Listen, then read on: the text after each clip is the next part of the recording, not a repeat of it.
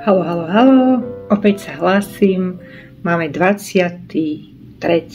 október 2025. Čo vidíme na oblohe? Vidíme krásne konjunkcie, počúvajte, ja neviem, či sú až tak krásne, ale keď som sa dnes pozerala na stav oblohy, tak naozaj máme Merkúr v konjunkcii s Marsom, takže ostrá výmena názorov, hádky, argumenty, tvrdohlavosť, ja mám pravdu, ja si buchnem po stole a tak ďalej. A potom tam ešte je mesiac, takže emócie sú do toho zapletené, samozrejme náladičky, naše pocity. A potom tam máme čiernu lunu vo váhach.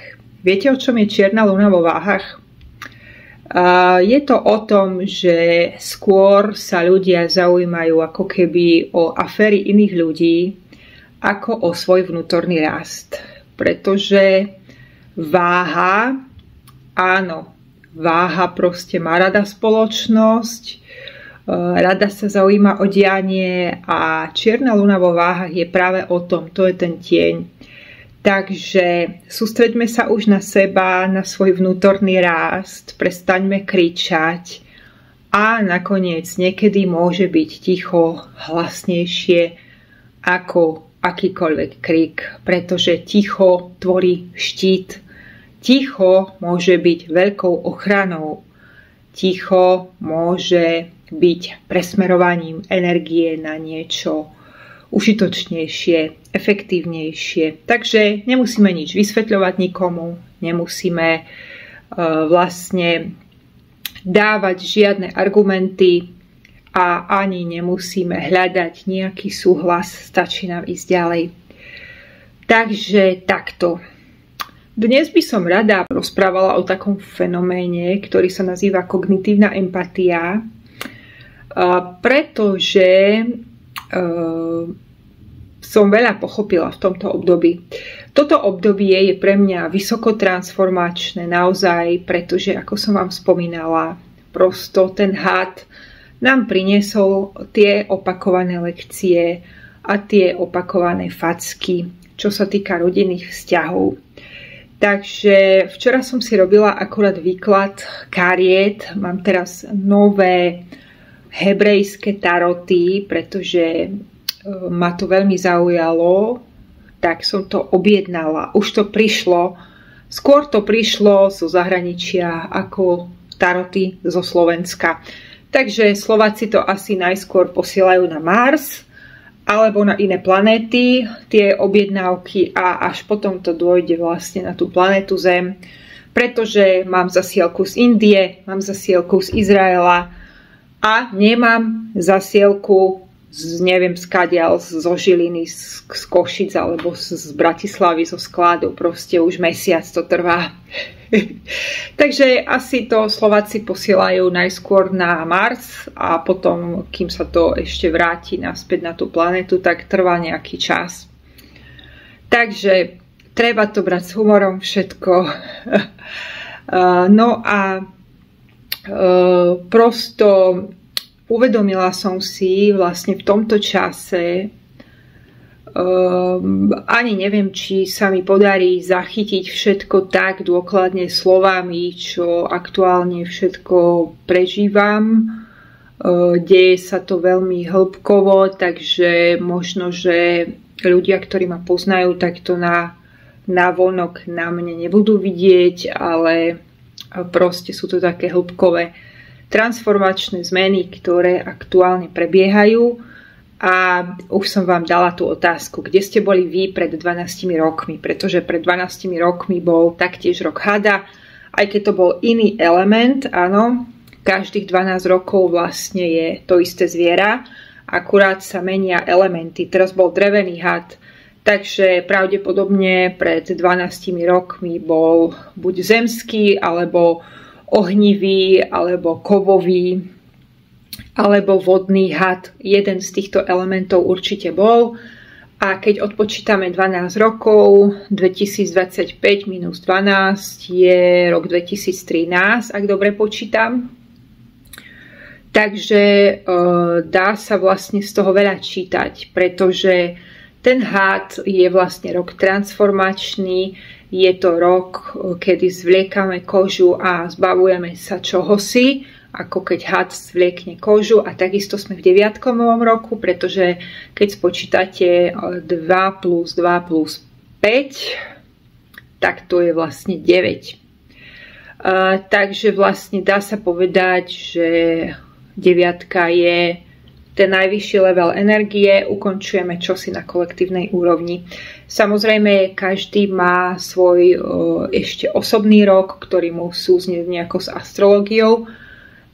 Takže pre mňa tento rok bol veľmi pracovný. Áno, presne takto ukazuje numerológia. Práca, práca, žád, práca. Takže môžete vidieť, že produkujem strašne veľa videí. A proste strašne ma to aj baví, pretože zároveň vlastne je to taká kreativita, ktorá mňa osobne nikdy neomrzí. A ja som nikdy nebola človekom, ktorý by išiel na nejaké čísla. Práve preto to robím už tak dlho, pretože nikdy som nešla na taký nejaký wow efekt, aby to malo hneď 1000 hliadnutí a tak. Musí vás to baviť, hlavne vás to musí baviť. A potom sa môže stať, že to bude baviť aj ostatných, pretože ľudia vycítia, že pre vás to je dôležité a potom to bude vlastne pre nich zaujímavé, pretože ľudia budú cítiť, že vy hovoríte pravdu a hovoríte vlastnú skúsenosť. No a ja som sa rozhodla, že porozprávam vám trošku aj o mojich chybách, ktorých som sa dopustila v posledné obdobie, pretože sa z toho veľa dá naučiť a ja si myslím, že ľudia to potrebujú počuť. Včera som si robila výklad z hebrejských tarotov a z hebrejských symbolov a ostala som úplne s otvorenými ústami, ako sa hovorí, s otvorenou sánkou, alebo ako sa to hovorí. Pretože to bolo tak presné, že mi to úplne vyrazilo dých. Prosto tieto taroty sú veľmi špeciálne, sú naozaj naprogramované tak, aby to bolo presné a proste nemám čo k tomu povedať. Moje výklady budú tým pádom ešte hlbšie a budem vedieť ľuďom dať oveľa viac informácií a takisto sa tam pracuje so symbolmi, ktoré sú veľmi zaujímavé, takže je tam pre vás liečba. Takže čo mi tam vyšlo v kartách, bolo vlastne to, že nejaká osoba ma vnútorne zranila, čo je pravda, týka sa to rodinných vzťahov a prosto bolo tam napísané, že je to lekcia, ktorá sa vynie z minulosti, z minulého života a je to proste vzorec, ktorý tam pracuje z minulosti a je to niekto, kto to veľmi mocne držal nejakou manipuláciou alebo niečím takým veľmi silným. Áno, všetko sedí naozaj a ja som včera úplne ostala príjemne prekvapená z týchto kariet, že vlastne veľmi presne ukázali odpoveď na tú moju otázku. Aj keď som sa nepýtala celkom priamo na tú otázku, len som proste si povedala, OK, uvidíme, čo ukážu karty a nemala som ani žiadnu otázku. V každom prípade bolo to tak presné, že som mala veľmi zaujímavú noc, veľmi zaujímavý večer a prosto áno, je to tak, je to lekcia, ktorá sa vynie z minulosti a tam bolo napísané zaplať dlžobu a choď ďalej. Tak som si hovorila, čo je to tá dlžoba, čo to presne znamená. Potom som otvorila astrológiu a tam som dostala ďalšiu facku, pretože ja som, odkedy sa venujem astrológii, tak som si nepreklíkla ako keby tie kompozitné mapy. Kompozitné mapy sú, keď dáte mapu seba a niekoho iného a chcete zistiť, ako vám to proste tam kooperuje a nekooperuje možno. v čom sa iritujete a ako to je. Tam taktiež vyšlo, že je to lekcia, ktorá je nadväzná na minulý život a bolo to tak presné, prosto jednoducho. Ja, odkedy sa venujem vedickej astrológii, tak som si nepreklikla tieto kompozitné mapy do tých súradníc a nepozrela som sa na to ešte raz, pretože západná astrológia je západná astrológia, ale vo vedickej astrológii je proste rozdiel 24 stupňov a tam sú tak veľké rozdiely prosto, že to niekedy dáva úplne iný obraz a úplne iný celok. Takže proste dá sa povedať, že som veľmi veľa pochopila za jednu noc týmto tarotom a takisto aj astrológiou. A chcem tým povedať, že áno, my ľudia robíme chyby a dnes vám poviem, aké chyby som urobila ja a aké sú pásce a nástrahy celkovo v tom raste našom duchovnom. Takže kde by som začala teraz, rozmýšľam. Začnem tým starým vzorcom, ktorý sa opakuje už mnoho rokov. Je to vzorec, ktorý som ja opakovane robila. Chcela som veci stále harmonizovať, pretože som to zobrala na seba, že ja som tá vinná, ktorá sa pričinila o to, že ten kontakt je taký, aký je. Ale vzťahy sú vždy obojsmerné. Na to nikdy nezabudnite. Nemôže jeden zobrať všetko, celý batoh a celé bremeno niesť. A toto bola chyba. Proste toto bola prvá chyba. Takže áno, takto som to robila roky, že som všetko chcela opravovať, spájať, harmonizovať, pretože neviem, asi jednoducho je to vo mne, že chcem vidieť možno veci lepšie ako sú. A ďalšia vec je, že my častokrát, hypersenzitívni ľudia, robíme takú chybu, že tak, jak sme citliví a jak sme v tých hĺbkách, tak vieme vlastne pochopiť aj zranenia iných. My vieme sa pozrieť aj do tej astrológie, aj do tých tajných náuk, všetkých možných, a vyhľadať tam niečo, že prečo ten človek sa správa tak, ako sa správa. A tu je pasca. Pretože vy si to zvedomíte, vy si to dáte do tej logiky, aha, tak ten človek má takéto zranenie, nesie si to a to, má čiernu lunu takú, bla bla bla bla bla bla, poskladáte to, áno. A z toho si poviete, že dobre, tak on vlastne, ten človek ani za to nemôže, má to takto, má takú pečiatku, tak nebudeme z toho robiť niečo a zrazu ako keby začnete sa vciťovať do toho človeka, začnete ho ospravedlňovať, začnete ho chápať, ocitnete sa na mŕtvom bode, dostanete sa znovu do toho víru, prejde nejaký čas, proste ten človek zo začiatku je opatrný, potom je istejší a potom bam, zrazu vám dá facku. Áno? Potom bam, zrazu vám dá ďalšiu facku. A vy, keď nie ste sprostí, tak mali by ste si to všimnúť a proste si povedať, že tak už by aj stačilo.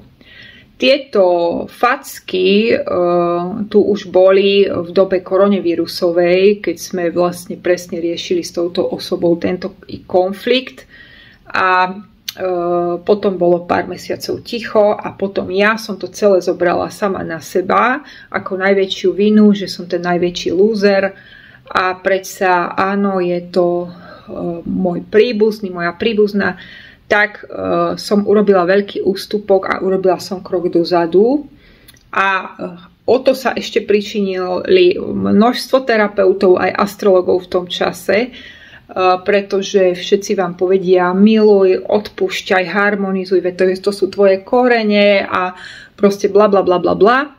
Áno, súhlasím, ale neznamená to, že prosto budeš ako taký fackovací panák, áno. To neznamená to, že sa nechávame fackovať a že žijeme v deštrukciách. Vôbec to neznamená to. Takže áno. Ďalšia chyba, vlastne tá chyba odpúšťania, čiastočne súhlasím, áno, nemôžeš ísť ďalej s krivdou. Ale čo to potom znamená, keď máš odpustené a ten človek zase urobí PAM a zase ti dá tú mentálnu, duchovnú facku. A ty si povieš, aha, zase tak asi mal zlý deň a zase urobí PAM a zase ti dá facku a ty si povieš, aha, tak teraz toto, teraz on nemá, prišiel o prácu alebo niečo a zase PAM. A my sme naozaj takíto nešťastníci. Odpúšťať neznamená nechať sa fackovať, neznamená žiť nejaký deštrukčný život, neznamená nechať sa unášať nálady našimi príbuzných, neznamená, že budem katalizátorom pre ostatných a budem nejakým uchom a že si tu ľudia budú vylievať nejaké svoje náklady na mňa a potom si povedia, potom mi niekto povie, Ježiš, ona to tak nemyslela, veď prečo si taká citlivá, bla bla bla bla bla, veď ho poznáš, veď ju poznáš, ale nie, vážený, stačilo, hovorím, že stačilo. Takže to je ďalšia chyba, odpúšťanie v osobnom rozvoji ide vo veľkom a je to celé nepochopené, je to celé zle pochopené, pretože OK, odpúšťať neznamená, že budem žiť v deštrukcii, že ma ľudia budú likvidovať a že budem pre nich odpadkovou nádobou. Ďalšia vec, ktorá tu je, že okolie vás nepodporí pri takýchto veciach a stane sa často, že to neurobí ani nejaká najlepšia kamarátka, ani nejaká duša, s ktorou ste v kontakte. Jednoducho v tomto vás málo kto podporí, pretože rodina je taký celospoločenský fenomén na planete Zem. Je to nejaká tajná dohoda, že proste takto si to ľudia povedali, že to sa predsa nerobí a to sú vlastní a to je predsa rodina. Ale si zoberte, že ten vesmír vás možno hodil práve do takej rodiny, aby vy ste išli svojou cestou, aby vy ste mali svoju silu, aby ste sa nenechali zmiasť. Pretože ten vesmír vám to tak zvýrazňuje už, že pohyb sa ďalej. Proste tak vás to fackuje zo všetkých strán, že už to ani jasnejšie nemôže byť. Ale v tomto je pravda, že vás málo kto podporí, ak vôbec niekto. Takže dávam vám túto informáciu von, pretože už sa v kartách ukazuje, a už mi to dvakrát vyšlo, že hovor pravdu, prestaň proste byť diplomatická, prestaň zastierať, hovor pravdu. My ľudia sa bojíme vysloviť určité veci a to nás blokuje. Proste v rodine sú tiež nejaké témy, o ktorých sa nikdy nehovorí. Sú nejaké rodinné tajomstvá, o ktorých sa nikdy nehovorí. Takže ak by ľudia naozaj boli múdri, tak by toto všetko už dávno vlastne zistili. Ale tu je obrovská hmla a prosto v tomto vás nepodporí ani nejaký terapeut.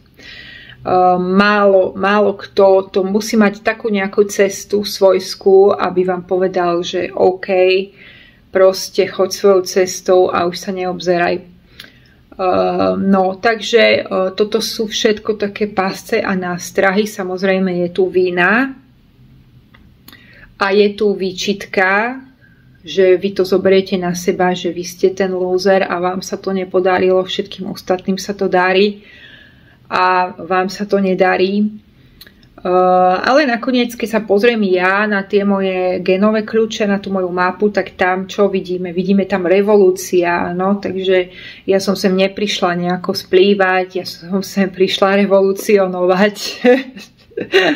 No a proste je to cesta revolúcie, je to cesta porušenia stereotypov, je to cesta takáto, takže proste nemôžeš ísť proti svojej ceste, pretože ťa to bude fackovať a ty budeš ako taký fackovací pánák.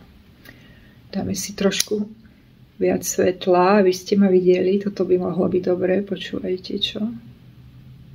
Takto nejak to necháme.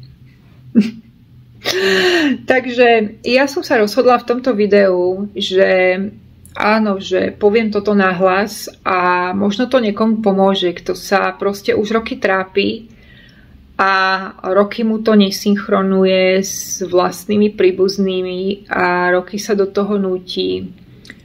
Ale nemusí nás každý milovať, ani nemusíme sa všetci navzájom milovať, nemusíme sa všetci ani chápať, môžeme si jednoducho dať len tú slobodu. Takže to sú všetko také pasce a nástrahy, výčitka, vina a potom ten narratív celospoločenský, že to sa predsa nerobí, lebo zostaneš sám. To sa predsa nerobí. Ale prosto tak prejde čas a vy dostávate facky bam, bam, bam z jednej strany, z druhej, z tretej. Takže momentálne som sa ja rozhodla, že proste musím už urobiť takéto video, musím už prehovoriť o týchto všetkých pascách, nástrahách, pretože veľmi veľa ľudí, aj mladých ľudí sa trápi. A ja som to videla teraz aj na sociálnych sieťach, že mladí ľudia veľa natáčajú videá o tom, ako sú sami, ako sú outsideri. A proste treba sa o tomto nahlas rozprávať. Pretože vlastne nemôžeme sa na silu vtláčať do niečoho, čo nám nie je prirodzené. Takže áno, takže vlastne tie karty to ukázali, aj astrológia to ukázala, je to nejaká lekcia minulosti, je to nejaký vzor minulosti. Takže áno, my ľudia chceme prirodzene harmonizovať, chceme proste toto všetko chceme vidieť možno v lepšom svetle ako je, pretože chceme byť prijatí, chceme byť milovaní. My chceme aj niekde patriť, samozrejme sme ľudia a až tak dlho nevydržíme byť sami, chceme byť niekde začlenení, ale aj to je hovadina, pretože keď som dnes kráčala po lese, tak moja myseľ, moje vedomie mi vygenerovalo taký obraz, že vlastne človek keď zomiera, tak zomiera aj tak sám. A môžete mať pri sebe hocikoho, aj tie najspriaznenejšie duše, ale nikto nebude vo vašom tele, nikto nebude cítiť možno takú bolesť ako vy, nikto sa vám nevkrádne do snov, proste jednoducho budete to zažívať sám, sama, áno. Takže tá samota je veľmi relatívna, pretože vyjdete von a tam vonku vás čaká svet. Ja napríklad dnes, keď som kráčala lesom, tak som proste stretla veľmi milú pani, ktorá proste tiež takto kráčala lesom, usmiala sa na mňa, zamávala mi, trošku sme sa porozprávali o počasí a tak celkovo a jednoducho aj toto je veľmi vymyslené a veľmi skreslené. Áno, budeš sám, sama. Ale vidíte von a tam vonku na vás číha svet. Áno. Okrem toho máme ešte tých svojich duchovných sprievodcov, takže tento čas ma núti ísť viac do introspekcie, viac sa ustabilizovať do toho vnútorného sveta. A áno, je to tak, že vlastne tie situácie sa opakujú, to, čo tu bolo presne v korone vírusovej, tak sa zopakovalo. To, čo tu bolo pred 12 rokmi, tak sa zopakovalo vlastne z obidvoch strán, čo sa týka rodinných vzťahov. A už nemôžeme takto ďalej ísť, nemôžeme byť slepí a hluchí. Už nás nikto o tom nepresvedčí, že si to myslíme zle, pretože máme tie svoje skúsenosti a jednoducho je dobré asi aj o tom hovoriť nahlas, pretože možno to pomôže veľa ľuďom a spôsobí to nejakú reťazovú reakciu.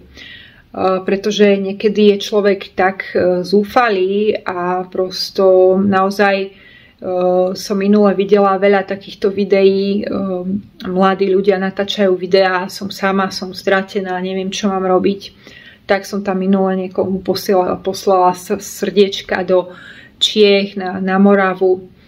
Proste niekedy stačí málo. Je to veľmi relatívne, čo je to samota, áno. Niekto môže byť obklopený ľuďmi a cíti sa sám.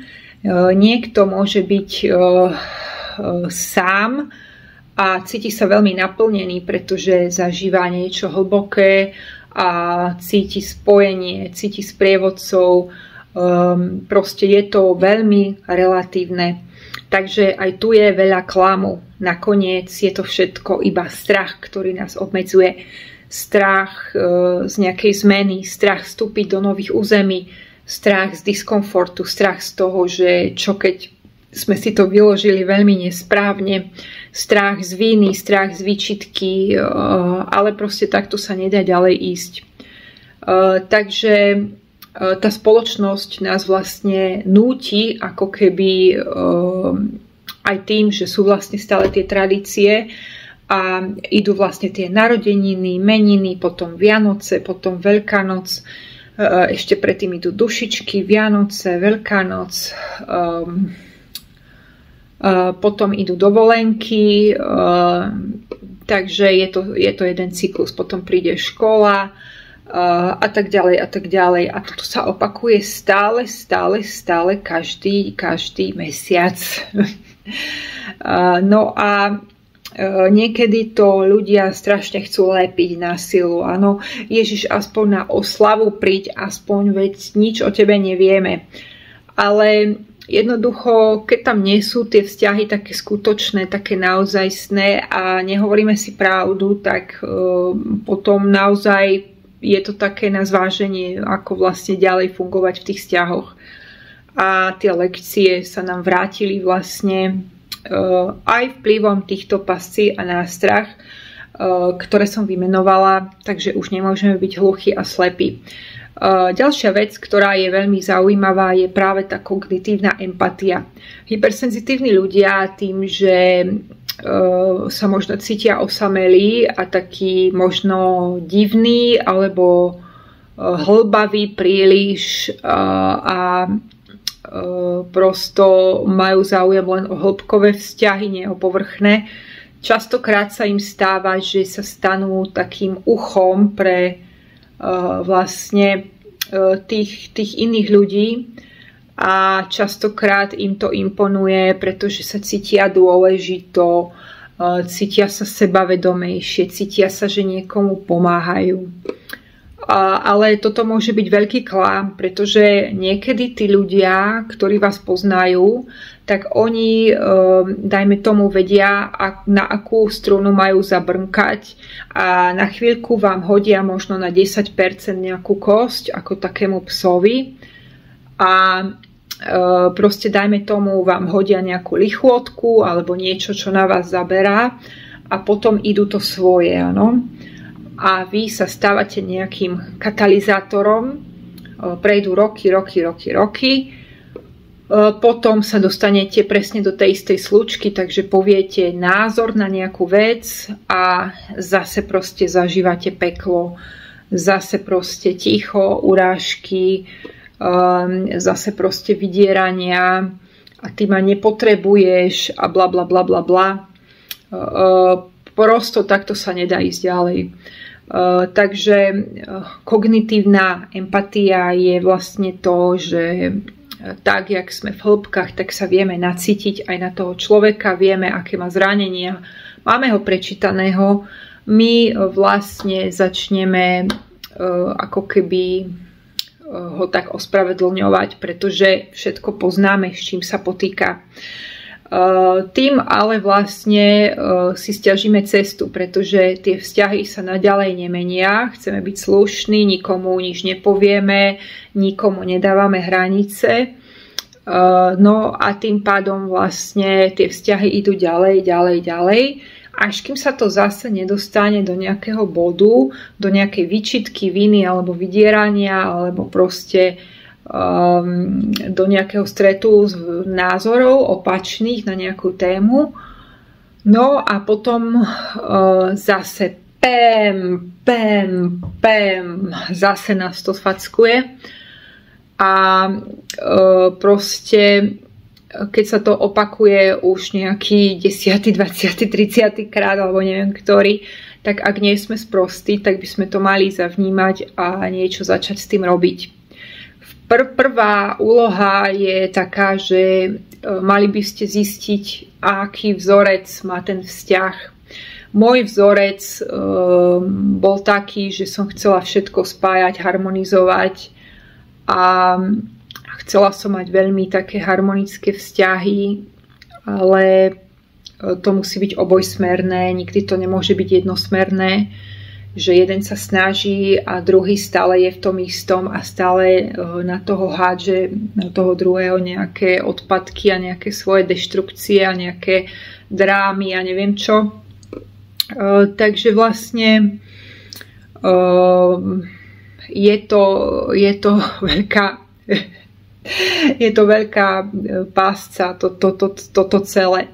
Ale všimnime si, už som to aj hovorila, že aj v rozprávkach je to tak, že vlastne zlá čarodenica vždy to drží na nejakej víne, na nejakom presvedčení. Áno, v tarote tiež vlastne ten diabol drží tých dvoch ľudí len na tom, že oni si myslia, že sa nemôžu vyslobodiť. Ako náhle zistia tí ľudia, že sa môžu vyslobodiť, všimnime si, že sa to deje zmenou presvedčenia, tak vlastne úplne takto ľahko si dajú dole tie reťaze a idú.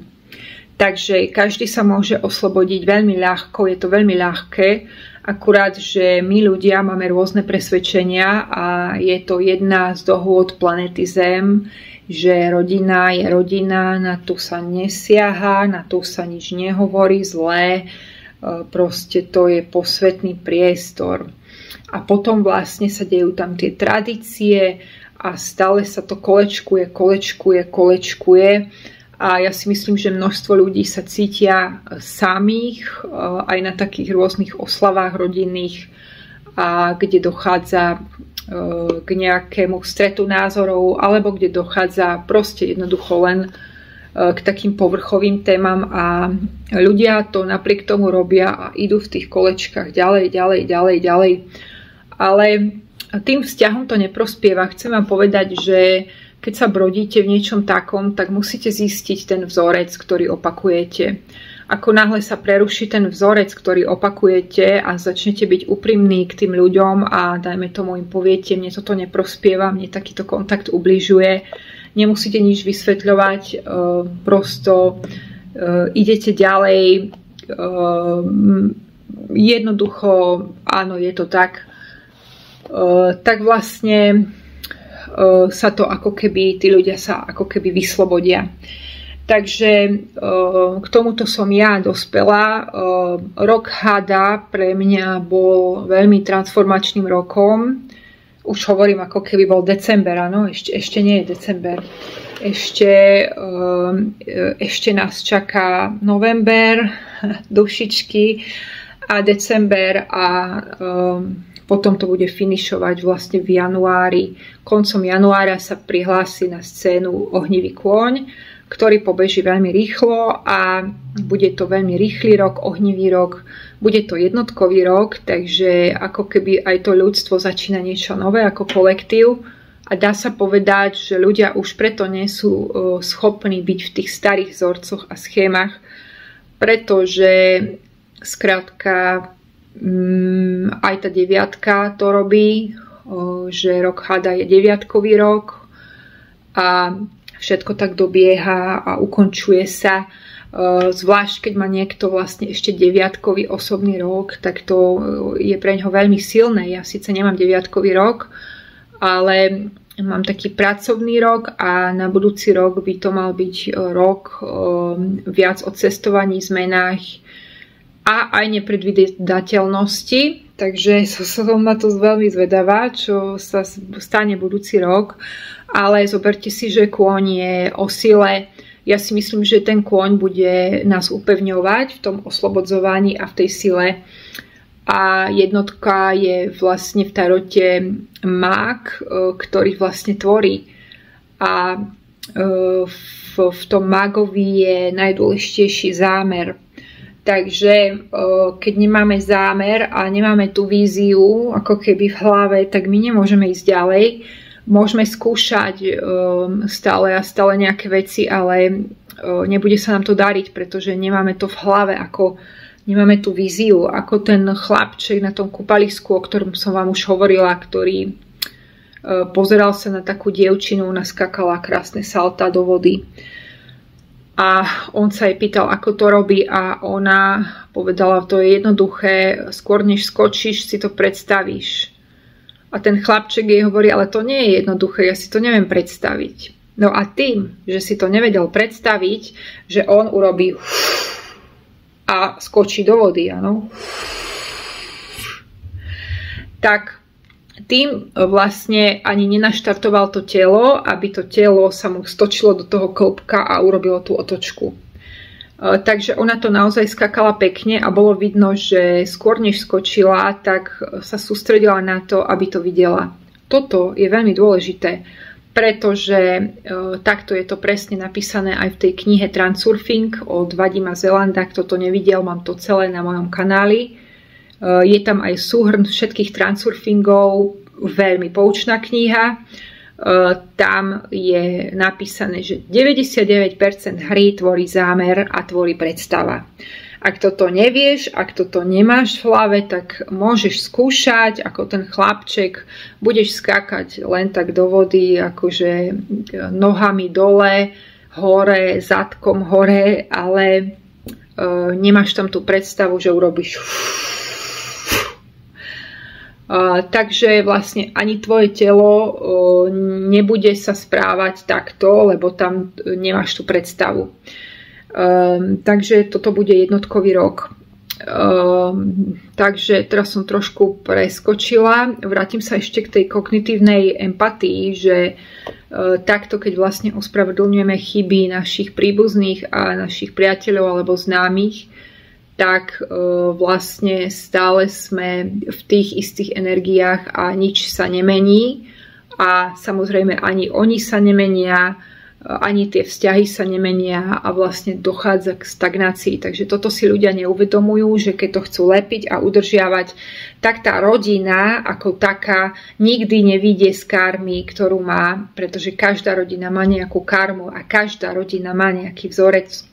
Takže náš vzorec v rodine je všetko len tak pekne dávať pod koberec a hlavne všetko harmonicky, kľudne, ale občas sa musíš porvať, občas musíš pozrieť tomu druhému do očí a povedať, mne toto neprospieva, prepáč, ale jednoducho mám inú realitu, žijem inú realitu a toto ma veľmi shadzuje dole, zraňuje ma to, proste jednoducho je to tak. Takže možno ďalšou pascou je to, že nevieme to tomu druhému človeku povedať do očí, nechceme počuť ani jeho hlas, pretože nechceme mať na svedomí ďalšie nejaké zranenie, ktoré budeme počuť v priamom prenose, a tak sme vlastne najväčší zbabelci, že vlastne je ticho, áno, ale aj to ticho je nejakou odpoveďou, pretože hlasné ticho je veľkou odpoveďou. Hlasné ticho kričí viac ako hlas, ktorý vie kričať a ktorý proste je agresívny. Hlasné ticho ti povie, že tak už dosť. Hlasné ticho je ochranou, hlasné ticho je štítom. a proste nemusíš už nakoniec nič vysvetľovať, pretože tí ľudia aj tak zostanú v tých istých kolečkách a teba vlastne len chcú dostať zase do toho istého kruhu, aby si tam bol tam s nimi, zažíval to s nimi presne tak, ako to majú oni. A toto nie je láska, proste utrpenie, áno, má radosť spoločnosť, takže ľudia to častokrát robia. Takže nakoniec aj matky to častokrát robia, že proste deti takto obmedzujú a dávajú im nejaké dary alebo platia im nejaké výlety, dovolenky, a aby to dieťa príliš sa neoddelilo, aby sa to dieťa príliš neodstrihlo a hlavne, aby to dieťa bolo na tej matke závislé. Mamičky, ak toto robíte, toto nie je láska, ale je to manipulácia.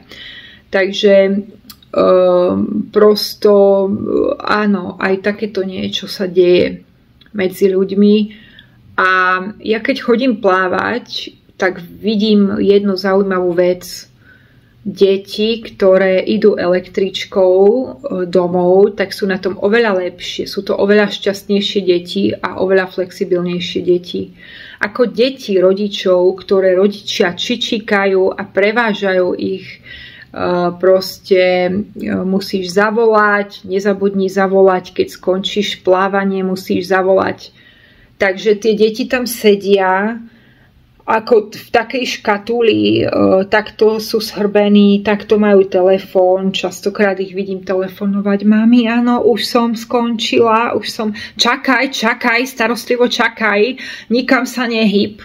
Počúvajte, to je čisté väzenie. Na tom dieťati vidno, že už teraz to dieťa proste nie je schopné sa hýbať v tom priestore. Ja chápem, že rodičia sa boja o svoje deti, ale hovorím vám, nerobte to. Nečičikajte svoje deti. Nech sú pružné, nech sú samostatné, nech sa vedia dopraviť domov aj bez auta.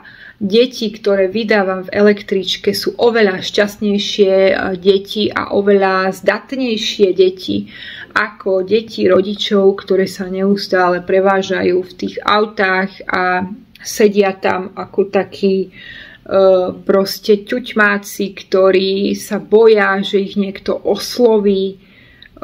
Proste kontrola, to je veľmi zlé, veľmi zlé, veľmi zlé. Častokrát je ale kontrola veľmi dobre chytená za takú starostlivosť a za takú lásku. Takého chlapika pozerám jedného na videách. On je asi v našom veku. On robí kurzy na toxické matky. On má matku, ktorá je toxická, áno. A sprevádza ľudí, ktorí proste potrebujú sa dostať z nejakej manipulácie. No? A v jednom z videí, zo svojich videí hovorí, moja matka, keby ju niekto videl, tak nikdy by nikto neveril, že je to toxická manipulatívna matka. Pretože ona sa zdá, aká je usmievavá, aká je milá, aká je ľúbezná, aká je starostlivá, ako sa ona stará, aby ten jej syn bol šťastný. Ale pritom ho dusí, blokuje ho, stará sa mu do života, skresľuje mu realitu, takže proste hovorí o ňom ďalším členom nejaké veci, ktoré má ona skreslené a sú nepravdivé. A on sa to potom dozvedá z tej druhej strany, čo všetko sa tam deje. Takže áno, ďalšia vec je skresľovanie reality, že niekedy vlastne nabehneme aj na takúto pastu, že niekto nám skresľuje realitu a my nemáme možnosť, ako si to overiť.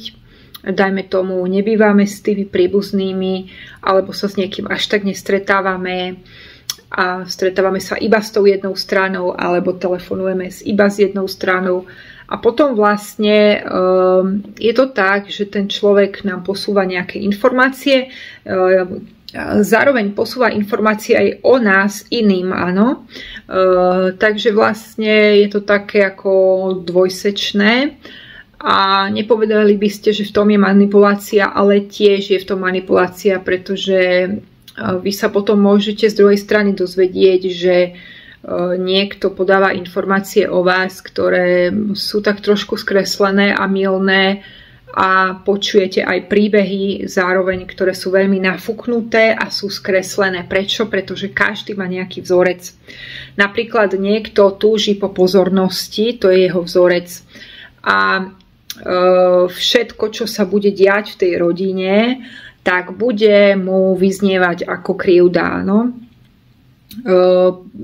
Takže každý má nejaký iný vzorec. Niekto chce niekam patriť a stále to lepí. Niekto má výčitku, že zlyhal, to bol ten môj prípad a chce to dávať ako keby na porádek, áno, na porádeček. Takže vlastne to sú všetko také pasce a nástrahy, ale tá kognitívna empatia, to je fenomén sám o sebe veľmi zaujímavý, pretože vlastne dokážeme ospravedlňovať aj zrady, aj proste facky, ktoré nám dávajú iní. Ale potom nás to aj tak dobehne. Pretože tí hypersenzitívni ľudia, oni si to vedia rozanalyzovať a tým pádom si vedia ospravedlniť aj to správanie toho druhého. Ale tým, že to robia, tak vlastne stále sú pod vplyvom tých osôb a tých istých energií a tých istých nálad. Čiže vlastne oni sa nikde neposúvajú, pretože za každým ich tam zdriapi nejaká pásca a nejaká nástraha. Takže obdivuhodné, ako to vlastne tie karty ukázali včera, akože fakt som nechápala, že čo tam všetko vyšlo. A vyšla mi tam aj taká pekná rozprávka vlastne v tých druhých rozprávkových tarotoch. Mi vyšla rozprávka o takej princeznej, ktorá vlastne mala takú divokú nespútanú silu a boli to dve princezné, jedna bola krásna a druhá bola tak nie celkom krásna, ale bola to taká čarodejka a bola zaujímavá tým, že bola veľmi nespútaná, mala veľkú silu. Takže v podstate aj tá rozprávka mi povedala, že od teba sa teraz očakáva mať nespútanú silu, prestaň to zahľadzovať, prestaň hovoriť medzi riadkami, pomenuj to tými správnymi slovami, pretože ľudia na to čakajú. Vyslovene som dostala také vnúknutie, že niekto na to čaká, aby som to povedala, aby to mohol vidieť a aby možno, že s tým svojím životom niečo urobil. Takže áno, je to zaujímavé, že keď zistíme ten vzorec, ktorý nás tam gňavil, tak potom už vlastne celé sa to rozpadne a vidíme to z úplne inej perspektívy. Samozrejme, zo začiatku nás to strašne bolí, sme podvedení, cítime sa strašne zneužití, využití a zároveň sami. Takže ďalšia vec, ktorá sa mi vždycky potvrdzuje, že v takýchto situáciách, kedy vlastne práve ja zažívam tú hlbokú krízu, tak vlastne z tých ľudí naokolo vlastne nezostane nikto. Je to vždycky tak, že som sa musela spoľahnúť sama na seba a je to asi pre mňa taká lekcia, ktorá prosto ma učí sa naladzovať na tú svoju energetiku, pretože áno, zo začiatku vás to strašne bolí, ale potom, keď vstúpite do tej čiernej diery, do toho prázdneho priestoru, tak vlastne zistíte, že to vôbec nie je čierna diera a že to vôbec nie je prázdny priestor. Je to priestor, ktorý sa začne zväčšovať, pretože všetko sa stíši. A zrazu v tej kríze tu neostane nikto a tým pádom sa to všetko stíši, všetko sa vyprázdni a proste je to ako keby ste boli v takom veľkom lese a počujete len vietor. Takže dnes, keď som bola v lese, tak moje vedomie mi povedalo, sadni si teraz tam na ten peň a iba počúvaj vietor. Dneska bol veľmi veterný deň, má sa zhoršiť počasie, nejaký uragán má prejsť cez Európu, cez Francúzsko, neviem čo všetko sa má diať. Proste nejaké silné vetriská majú byť. Už o 4:00 to takto bolo v lese. Ja som sedela v lese a strašne fučalo. Tak fučalo, že normálne opadávali tie listy suché tak, že chvíľkami sa zdalo, že snežia, ako keby sneží z oblohy, ale nie sneží, ale hýbu sa tie listy jesenné. Ako keby idú z oblohy jesenné listy. Tak to vyzeralo. No a ja som chvíľku sedela v tom vetre a hovorím si, čo mi povieš, vietor. A vietor mi vygeneroval veľa obrazov. Prvý bol ten o smrti, že každý človek aj tak zomiera sám a sám je so sebou v tele. Nakoľko sa vieme nacítiť sami na seba, tým to bude ľahšie, keď budeme prechádzať ako keby do tých iných svetov, pretože my nebudeme zomierať, my len opustíme to telo a pôjdeme ďalej. Je to ako v tých rozprávkach. To bol prvý obraz, ktorý mi vygenerovalo moje vedomie. Druhý obraz bol, že toto nie je tak, ako som si myslela, a za tou bolesťou a za tou čiernou dierou sa skrýva veľký priestor, ktorý, keď začneš navnímávať, tak to si ty. Si v tichu, si v stišení. Áno, nie je tu nikto, kto by ti pomohol. To ťa upevňuje viac v duchovnom svete, pretože ľudia ti to nepotvrdia. Ľudia ti nepotvrdia, že by takéto niečo sa mohlo stať, že by si mal proste ísť svojou cestou a že by si mal dať odstup príbuzným. Ľudia ti to nepotvrdia. To od ľudí ani nečakaj, áno? Pretože štandardní ľudia žijú v tých istých kolečkách a proste majú to naučené tak, ako sme sa dohodli na tejto planete, že to je to najviac. Áno? Takže ty nečakaj pomoc od nikoho, pretože 99% ľudí takto rozmýšľa a ľudia sa to boja pustiť. Pretože sa boja strachu, z vyčlenenia, zo samoty a neexistuje nakoniec žiadne vyčlenenie a žiadna samota. Prejdi sa po lese, koľko ľudí sa tam prechádza samých, presne ako ty. Koľko ľudí rozmýšľa nad životom. Sú to mladí ľudia, ktorí majú možno 18-20 rokov, 22-25. Toto som videla na mnohých videách včera napríklad. Ľudia dokonca to povedia a nahrajú to do videa, že nie je mi dobre, som sama, som stratená, nepodporená nikým. Takéto videá teraz ľudia robia. Ale na druhej strane je to super, že tie videá robia ľudia, pretože vedia si nájsť ako keby tú svoju duchovnú rodinu. Pretože my to celé zle chápeme.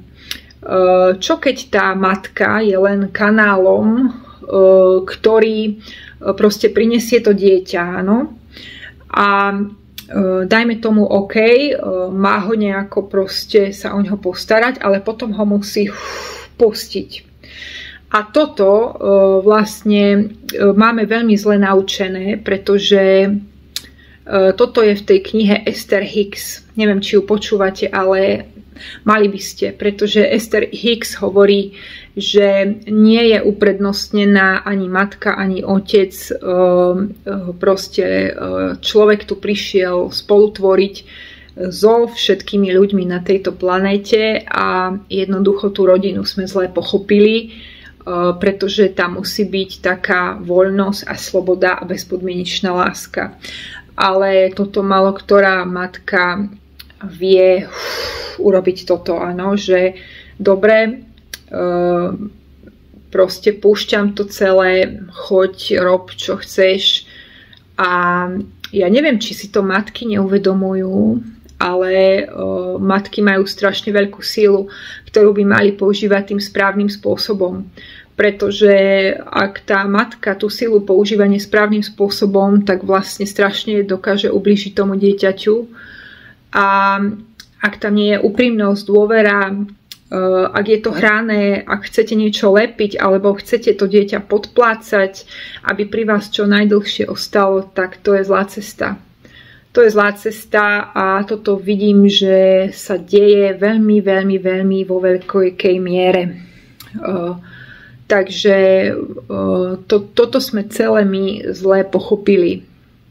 A tá Esther Hicks, ona hovorí, že ideálny rodič je vlastne taký, ktorý sa príliš neobáva o to svoje dieťa, pretože keď sa príliš obáva rodič o svoje dieťa, tak vlastne ako keby vysiela veľmi také zlé myšlienkové formy, plné strachu a obáv, ktoré môžu svojím spôsobom ovplyvňovať to dieťa a môže to mať nejaký následok, áno. Takže správny rodič by mal byť taký, ktorý má naladenie na svoj navigačný systém a čerpá z neho a učí aj dieťa, aby čerpalo zo svojho navigačného systému. No lenže to sa nedeje, pretože väčšina proste rodičov tlačí na deti, aby išli na výkon, aby sa učili, aby mali dobré známky, aby niečo znamenali, aby mali veľa peňazí a toto všetko je len prvá čakra. Toto je len hmota, ktorá, dobre, môžeš mať dobrý plát, dobré zamestnanie, ale čo keď nevieš čo so životom a proste sú takí ľudia, ja som tu takých ľudí mala, ktorí proste mali takýto osud a takisto na tom kúpalisku, čo som hovorila, tak čo som počula ten príbeh, tak jeden pán, ktorý vlastní jednu z najväčších firiem, nebudeme ju menovať, má tam dividendy, má zabezpečený príjem do konca života, má veľký dom, ktorý má 7 izieb.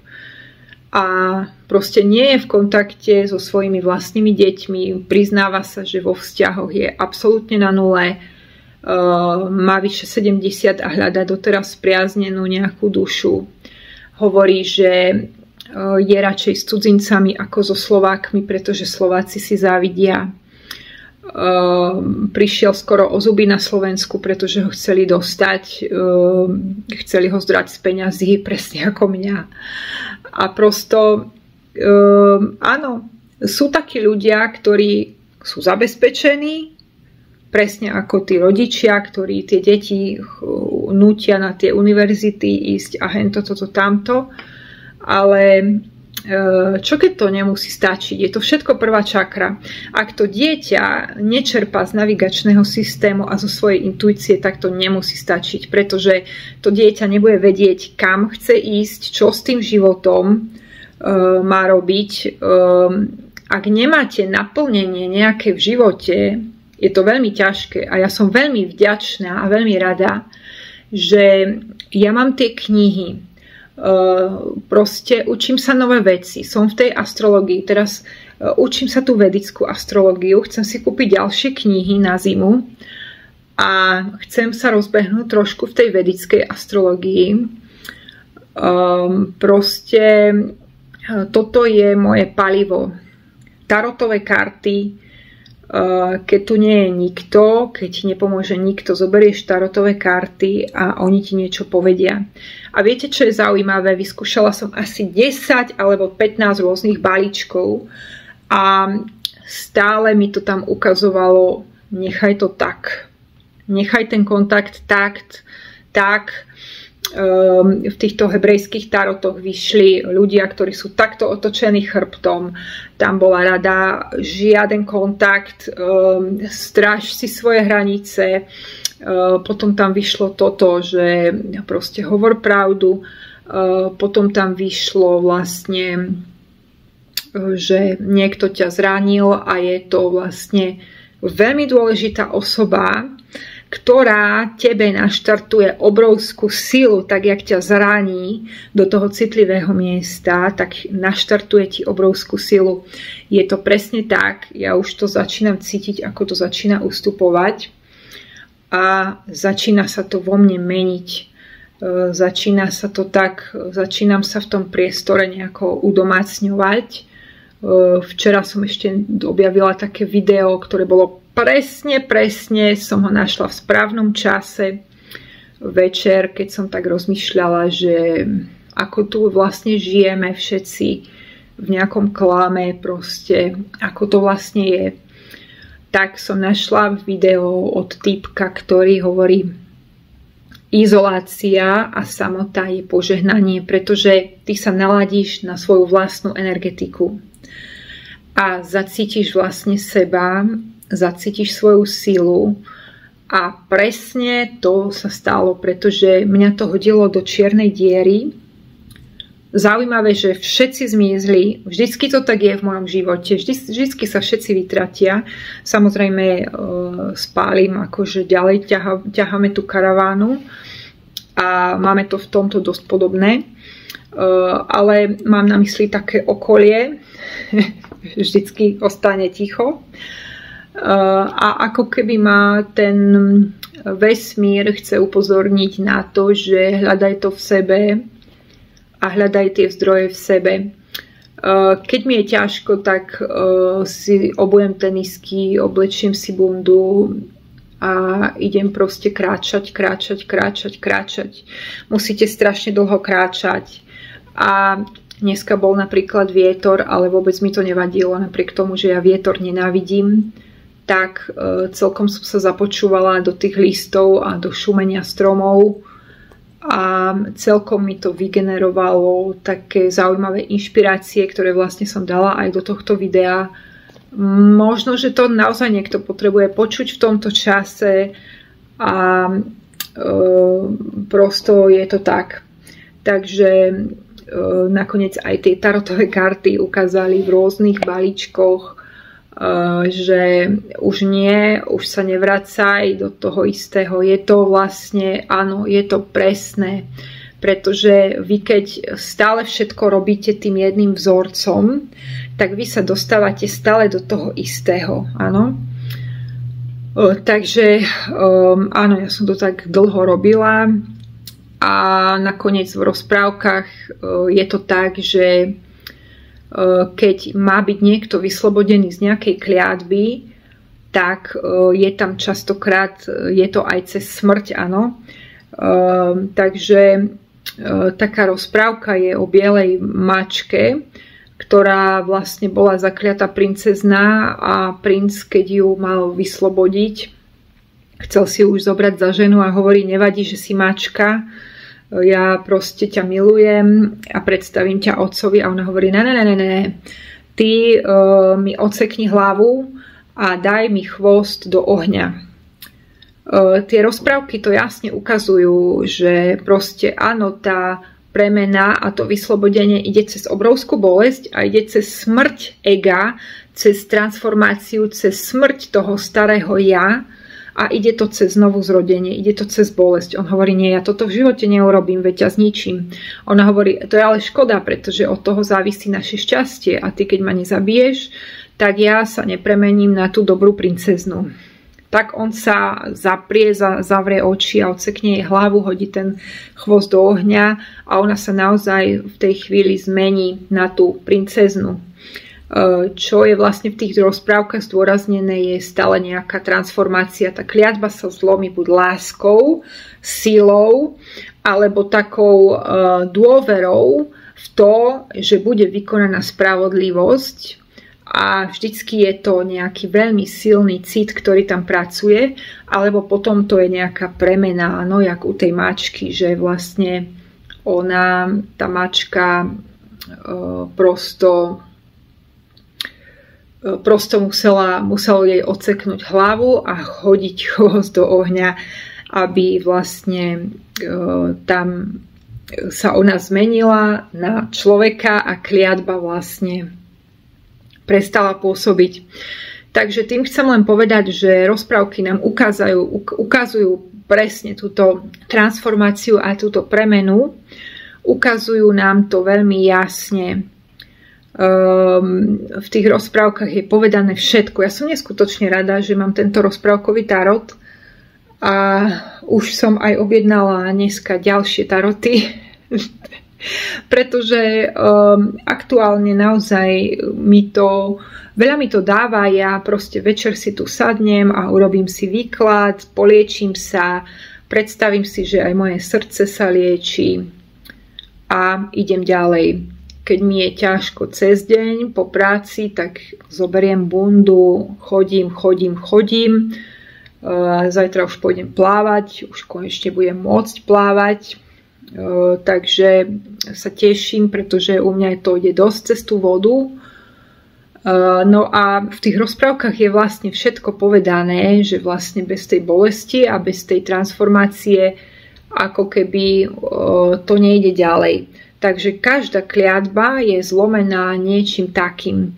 Takže je to zaujímavé, že keď si uvedomíme vlastne ten vzorec a prestaneme to už robiť a zároveň prestaneme mať pocit viny, že sme my za všetko vinní, vlastne to je ako keby tá zlá čarodejnica, ktorá uvrhne tamto presvedčenie alebo ten diabol na tej tarotovej karte.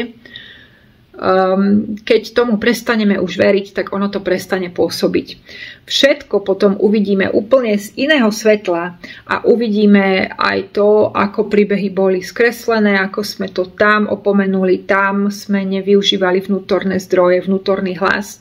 Prečo? Pretože hlavne okolie vás v tomto nikdy nepodporí, 0 osôb proste a takisto proste budete to počuť aj od terapeutov, aj od astrologov, že proste to treba odpúšťať, súhlasím, netreba mať nejaké krivdy, treba to tak nejak pustiť, ale to až s časom prichádza.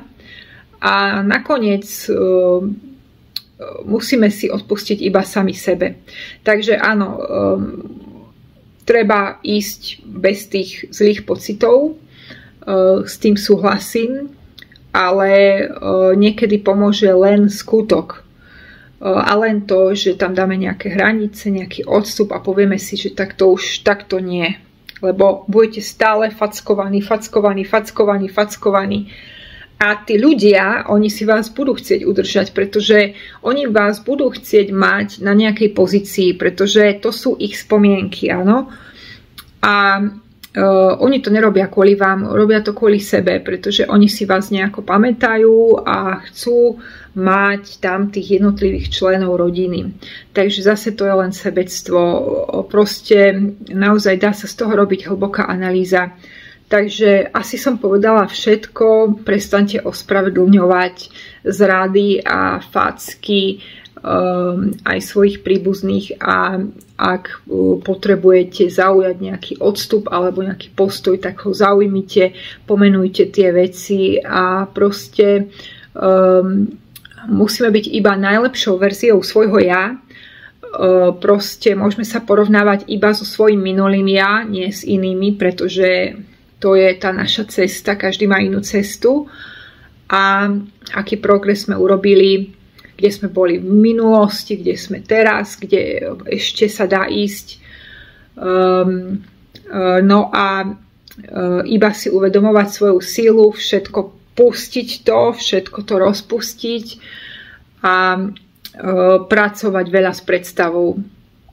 Takže ja keď zaspávam, tak sa snažím naozaj si zvedomovať, že moje srdce je zlaté, už tam nie sú šrámy, dostáva zlaté svetlo, Keď idem niekde, tak si hovorím, všetko zo mňa odteká, všetko proste negatívne a proste mám tých svojich sprievodcov neustále pracovať vedome aj v tom bdelom snívaní, kdekoľvek čakáte, vy sa takto môžete liečiť.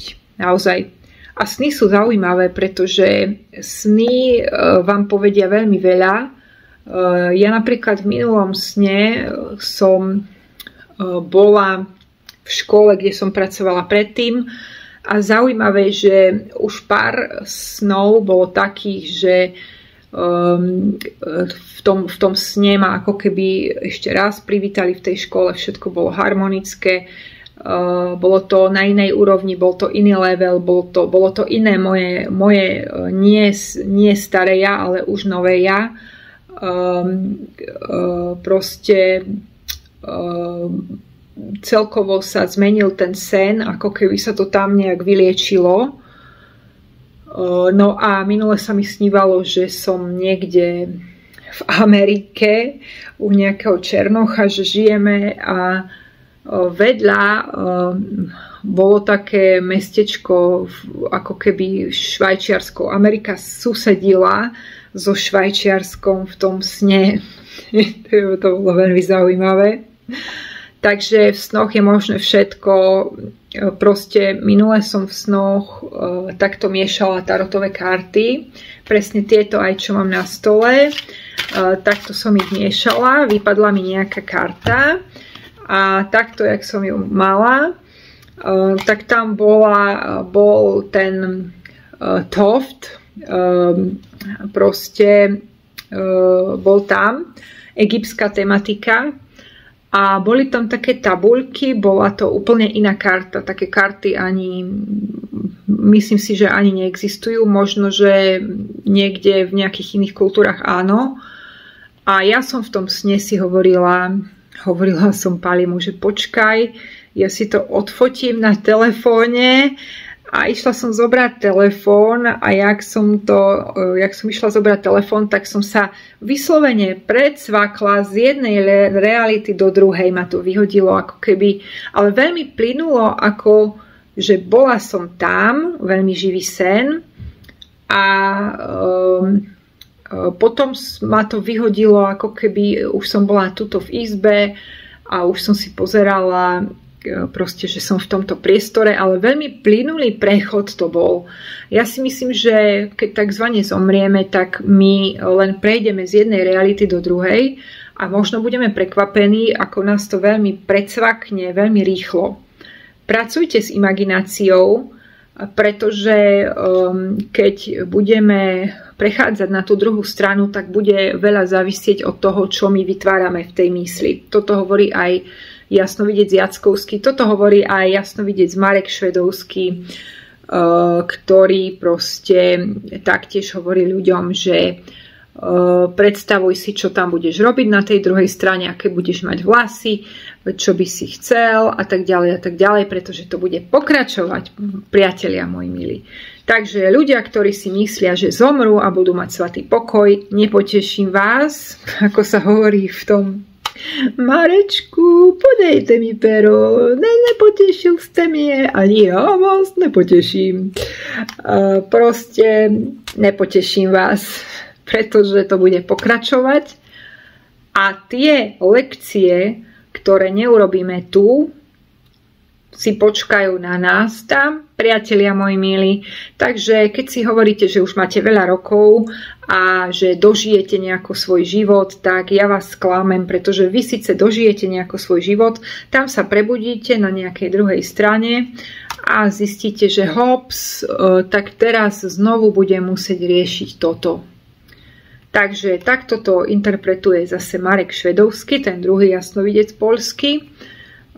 Takže no nepoteším vás. Takže pracujme s imagináciou len čo to dá a snažme sa púšťať tie veci naokolo, ale aj nastavovať ľuďom hranice proste a jednoducho viac sa upevňovať v tej svojej sile a v tých svojich predstavách. Je to naozaj tak, to je to, čo aktuálne robím. Pretože tento čas ma naučil hlavne to, že som sa viac upevnila vlastne v sebe, upevňujem sa ešte stále. Samozrejme ešte prídu niekedy krízy, pretože sa ochladzuje, teraz sa zmení čas za chvíľku, takže bude tak viac tma ako svetlo. A plánujem si ešte kúpiť tú svetelnú terapiu, prosto možno v decembri, keď nazbieram nejaké peniaze, tak nejaké peniaze pustím. A všetko má svoj čas, takže je to tak, takže imaginujte, snívajte a hlavne riešte tie svoje problémy, pretože my to častokrát ospravedlňujeme, tento to má také, tento to má ťažké, tento to má hen také, ale nie, proste riešte svoje veci, vyvíjajte sa, pretože takto budete stále frustrovaní. A sú to aj ľudia, ktorí majú veľa rokov, sa častokrát, no veľa rokov, čo je to veľa rokov, však už ja mám po 40-ke, takže čo je to veľa rokov, už ja mám ku 50-ke skoro. Aj ľudia, ktorí majú vlastne ku 60-ke, sa veľakrát prihlásia na tento astrologický rozbor a výklad. A vlastne veľa ľudí, by ste sa čudovali, ktorí majú veľké deti, práve sa sťahujú a je im to jedno, či idú do podnájmu alebo do hen takého, proste potrebujú mať svoj priestor a keď to neladí proste s manželkou alebo s manželom, tak proste oni si povedia OK, prijímam to tak, ako to je a chcem ešte vlastne žiť, nechcem len prežívať, chcem žiť. Riešte svoje problémy, pretože vás to dohoní. A ja si myslím, že ten rok hada nám osobne ukázal veľmi veľa. A je to teraz ako keby, ja už sa cítim ako keby mal byť nový rok, pretože ja už tak trošku mám zbilancované a myslím si, že už tie mesiace, ktoré budú teraz, november, december, január, tak to už bude len také doznievanie. Ostatne aktuálne to vidno aj v tej mojej astrológii, že v 6. dome práce a zdravia presne mi tam tranzituje Chiron na oblohe, ktorý sa presne stretáva s mojím mesiacom, takže ako keby mi to zvedomuje tie rány. Takže áno, je to bolesť, ten tranzit je taký, toto bude až do nejakého, asi až do mojich narodení, asi až do novembra, do štvrťky novembra. A potom by sa to malo niekde prehupnúť inde. A vlastne ten tranzit, ktorý tam je, Merkur a Mars v konjunkcii s tou čiernou lunou, tak ja to mám vlastne v tom 12. dome teraz ako tranzit. To znamená, že mne to z podvedomia vyťahuje tie obsahy. A vlastne ako keby začínam to všetko chápať. A začínam sa chytať za hlavu niekedy, že Ježišmária. OK.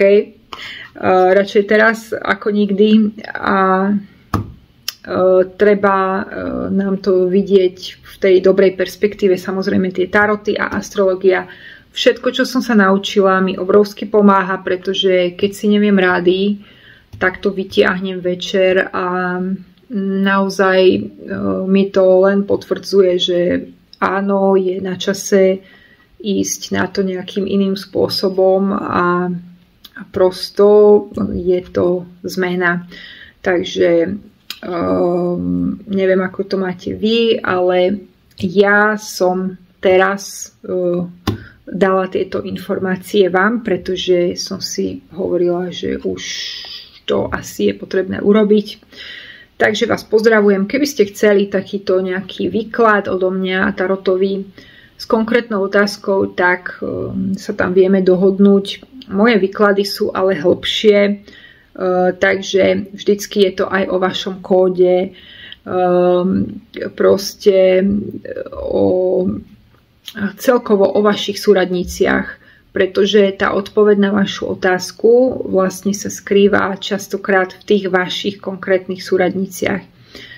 A takže niekedy hovoria ľudia, ja chcem len tarot, ale nie, ja vám hovorím, uvidíte celý obraz, pretože budete sa v tom brodiť, príde ďalšia otázka, vy si dáte urobiť ďalší nejaký výklad u niekoho iného a budete stále robiť len výklady a nebudete chápať, prečo sa vám to deje, prečo to iní majú inak a vy to máte inak, no pretože my tu každý máme nejaké iné súradnice a ostatne každý má nejakú inú skúsenosť a inú cestu, pretože tá duša, každá duša niečo iné sem prišla naučiť, niečo iné si prišla vyskúšať. Nemyslím si, že ide o nejakú konkrétnu misiu, je to len jedna kapitola v tej celej knihe, proste ako v tých rozprávkach. Zomrie proste niekto, premení sa na vránu a tá vrána potom sa dokáže tvarovať, vie to vedomie preskočiť z vrány na veľrybu a takto je to s nami proste, je to len jedna časť z toho veľkého nekonečna. Ale dobré je vedieť, že aká je to časť a čoho sa týka. A ja si myslím, že každý to aj tak vie, pretože ako keď sa nám opakujú tie isté lekcie, tak vlastne my to spoznáme, že počkať, toto tu už bolo. Toto tu už bolo, tu niečo nie je dobré, tu niečo robím zlé. No preto, že sme nepochopili ten vzorec, ktorým chápeme vzťahy, alebo ktorým chápeme, ja neviem, prácu, alebo ktorým chápeme celkovo tento život. A tým, že neuchytíme ako keby ten vzorec a nevieme to ani zmeniť, tak vlastne ani nezmeníme realitu. To je veľmi jednoduché. Nemôžeš robiť to isté a očakávať zmenu. A to sa týka aj zdravia, to sa týka všetkého. Tak ja vás dnes pozdravujem, veľmi dlhé video, ak ste sa dostali sem, tak vám blahoželám a majte sa krásne a riešte svoj život. Bye bye.